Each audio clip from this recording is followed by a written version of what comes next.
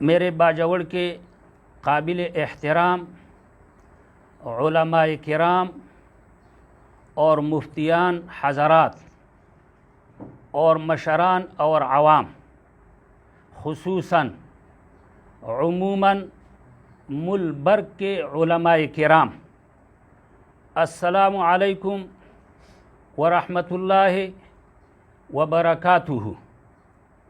بندہ مولوی فضل الرحیم ولد حاجی جعفر خان مرحوم آج آپ سے نہایت اہم اور ایک سنجیدہ معاملے پر مخاطب ہوں۔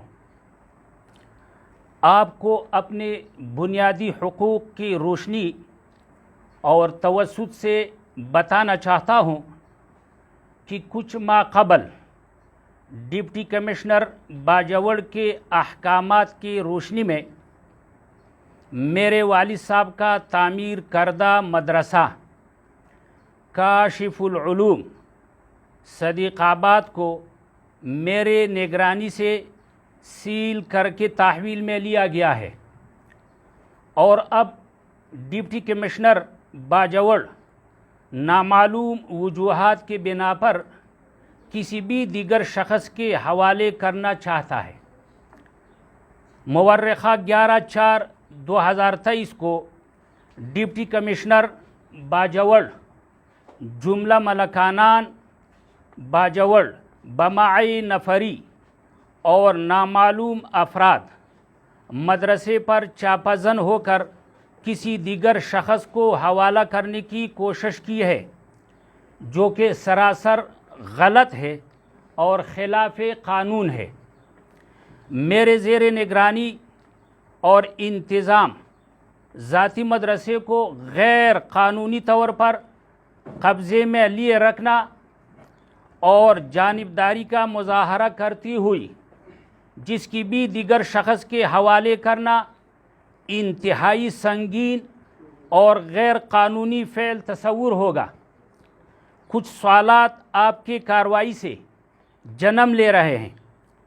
میرے مدرسے کے اصل حقوق نگرانی کی قانونی اور غیر قانونی حیثیت معلوم کرنے کے لیے بمطابق قانون کوئی کارروائی کی گئی ہے یا یک طرفہ طور پر کسی نامعلوم کو حوالہ کرنا چاہتے ہیں؟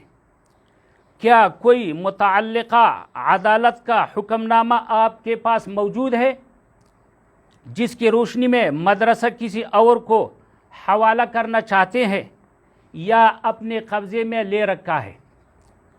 آپ کی طرف سے حالات کشیدہ کرنے پر سخت مایوسی ہوئی ہے۔ آپ کو اللہ نے عزت دی، کرسی پر بیٹھا کر غیر جانبدار رہ کر حقائق کے مطابق اور قانون کے دائرہ اختیار میں رہ کر اپنے خدمات سرانجام دینے کی پابند ہے۔ آپ نے ملکانان سے ملاقات کر کے مدرسے پر باری نفری بھیجی اور کسی اور کو حوالہ کرنے کی کوشش کی۔ کیا ملکانان کو آپ نے میرے مدرسے کا مالک تسلیم کر لیا ہے؟ اگر وہ مالکان ہے تو کس روح سے انہیں مالک تسلیم کیا گیا؟ عوام کے سامنے حقائق لائے جائے۔ اگر ملکانان مالکان نہیں، منتظم نہیں، تو میرے مدرسے کی نسبت ان سے آئے روز ملاقاتیں کرنا، انہیں شامل کرنا کس بات کا اشارہ ہے؟ کیوں غیر متعلقہ اجنبی اشخاص کو میرے مدرسے کے معاملے میں دفتر میں بیٹھا کر کارروائی کی جاتی ہے؟ کیا میرے حقوق کا فیصلہ کوئی اور کرے گا؟ آپ کے خدمت میں چند مطالبات پیش کرتا ہوں۔ میرا آپ سے مطالبہ ہے کہ آپ نے میرے زیر انتظام مدرسے کو تحویل میں لے کر ملکانان کو کیوں شامل کیا ہے؟ کون سے قانون کے مطابق ملکانان اور دیگر نامعلوم لوگ میرے ذاتی مدرسے کے بابت آپ سے ملاقاتیں کرتے ہیں؟ کن حقائق قواعد کی روشنی میں آپ میرے مدرسے کو کسی بھی دیگر شخص کے حوالے کرنے کا ارادہ رکھتے ہیں یا کوشش کر چکے ہیں؟ عوام کے سامنے اصل حقائق لے کر آئے کہ میرے نگرانی سے سیل شدہ مدرسے پر میرے اجازت کے بغیر ملکانان باجوڑ کو بھی اپنے دفتر میں بٹھا کر غیر قانونی کارروائی عمل میں کیوں لائی جا رہی ہے؟ عوام کو بتایا جائے کہ آپ سرکاری عملہ ملکانان سب اکٹھے کیوں ہے؟ کیا آپ کو غیر جانبدار نہیں ہونا چاہیے تھا؟ پوچھنا چاہتا ہوں، کیا آپ نے کسی بھی دوسری فریق کو متعلقہ فورم پر بمطابق متعلقہ قانون کی کارروائی کرنے کا کیا ہے یا کہا ہے؟ دری صورت آپ کچھ نہ دارد۔ اگر آپ غیر جانبدار جرگہ نہیں کر سکتے تو فریقین کو متعلقہ محکمے کے پاس کیوں نہیں بھیج دیتے؟ میرے باجوڑ کی جملہ ملکانان اور آپ میرے لیے انتہائی قابل احترام ہے، لیکن صرف اس صورت میں کہ غیر جانبداری پر کارروائی ہو۔ آپ کو اگر جرگہ کرنا ہی تھا تو آپ علماء کرام، مفتیان حضرات، اہل علم، اہل دانش، غیر جانبدار لوگ بٹھا کر جرگہ کر سکتے تھے، لیکن مجھے باہر بٹھا کر ایک طرفہ من پسند اور محض ملکانان کو پاس بٹھا کر فیصلہ کرنا اس کرسی کو مناسب نہیں ہے۔ آپ دستور پاکستان کے مطابق پابند ہے کہ عوام کی فلاح و بہبود، عزت اور آبرو، بنیادی حقوق کو پائمال ہونے سے بچائے۔ کوئی بھی غیر قانونی عمل معاشرے کے امن کو تباہ کر دیتا ہے۔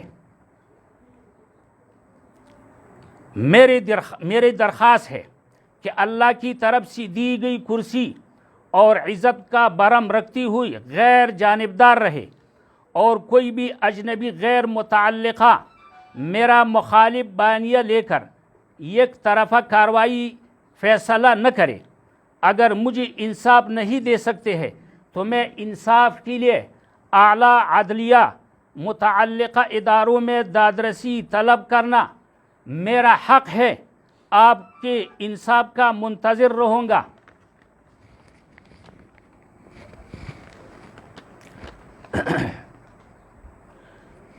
یہ میرے ایمان کا تقاضا ہے۔ اعوذ باللہ من الشیطان الرجیم، بسم اللہ الرحمن الرحیم۔ یا ایہا الذین آمنوا اطیعوا اللہ واطیعوا الرسول واولی الامر منکم فإن تنازعتم في شيء فردوه إلى الله والرسول إن كنتم تؤمنون بالله واليوم الآخر ذلك خير وأحسن تعویلا۔ بندہ عرض کر رہا ہے تنازع کے حل کے لیے احکم الحاکمین کے بتائی ہوئی طریقہ کار سے راہ فرار اختیار کرنا کیا اس آیات کا مصداق تو نہیں بن رہا ہے؟ اپنے بارے میں سوچے۔ وَمَن يَبْتَغِ غَيْرَ الْإِسْلَامِ دِينًا إِلَىٰ آخِرِهِ۔ اپنے نجات کے لیے یا اپنے مسائل کے حل کے لیے اغیار اور ظلم اور تعدی کی طریقوں کو اختیار کرنا، پھر اسلام، ایمان، دعوت، تبلیغ چه معنی دارد؟ الحمدللہ اللہ نے ان جگہوں کا حق تولیت ہمیں عطا کیا ہے۔ یہ حق ہمیں خالق کی طرف سے ہے، کسی مخلوق کی طرف سے نہیں ہے۔ خوب سنے، ان جگہوں کی بنیاد یعنی مسجد اور مدرسے کی بنیاد آخرت بنانے والے اعمال یعنی ایمانی محنت، اعمال طاعات، صحیح نہج پر معاملات، اخلاق، معاشرت، تعلیم، تربیت، نگرانی کے لیے رکھی ہے، اور تا قیامت ان امور کو یہاں سر انجام دیا جائے گا۔ مخلصین کو امور مذکورہ کی تا قیامت اجازت بھی ہے اور ترغیب بھی ہے، لیکن در لباس موسیٰ فرعونیت اور قارونیت کی اجازت کسی کو بھی نہیں ہے اور نہ ہوگا۔ ان جگہوں کی یعنی مدرسہ اور مسجد کی وسائل کے لیے ہمارے طرف سے کوئی کمیٹی بنی ہوئی نہیں ہے، اس بارے میں ہوشیار رہے۔ الحمدللہ میں ان جگہوں کو چلانا، ان جگہوں کو ترتیب پر رکھنا میرا ذاتی تعلق اس لین والوں سے ہے۔ الحمدللہ میں اکابرین کی تربیت میں اور ان کے نگرانی میں رہ چکا ہوں۔ میرے تعلیم کا سلسلہ الحمدللہ مسجد زکریا راولپنڈی مرکز سے مولانا خلیل احمد مرحوم رحمۃ اللہ علیہ کے ساتھ ہوئی، اور پھر ان کے بعد مزید تعلیم کے لیے میں بنوری ٹاؤن علامہ بنوری ٹاؤن کراچی، وہاں میری تعلیم مکمل ہوئی ان حضرات کی تربیت میں، مفتی ولی حسن صاحب، مفتی احمد الرحمن صاحب، مفتی یوسف لدھیانوی صاحب، حبیب اللہ مختار صاحب، مصباح اللہ شاہ صاحب، مفتی نظام الدین صاحب، ڈاکٹر عبدالرزاق اسکندر صاحب رحمہم اللہ تعالی۔ میں ان اکابرین سے استفادہ کر چکا ہوں، اور ان کے نہج ترتیب پر اور قدم پر انشاءاللہ تا حیات چلنے کی میری کوشش ہے اور ارادہ ہے۔ اور ان جگہوں میں وہ مخلصین جو اپنے مال جان اللہ کے لیے قربان کرنے والے ہو، ان کو بھرپور یہاں سے فائدہ اٹھانا اور یہاں ان جگہوں کو استعمال کرنے کی اجازت ہے۔ لیکن اس صورت میں صرف صورت کے اندر اور حقیقت کچھ اور ہو تو ایسے لوگوں کو ہماری طرف سے یہاں آنا یا ان جگہوں کو استعمال کرنے کی اجازت قطعاً نہیں ہے۔ السلام علیکم ورحمۃ اللہ وبرکاتہ۔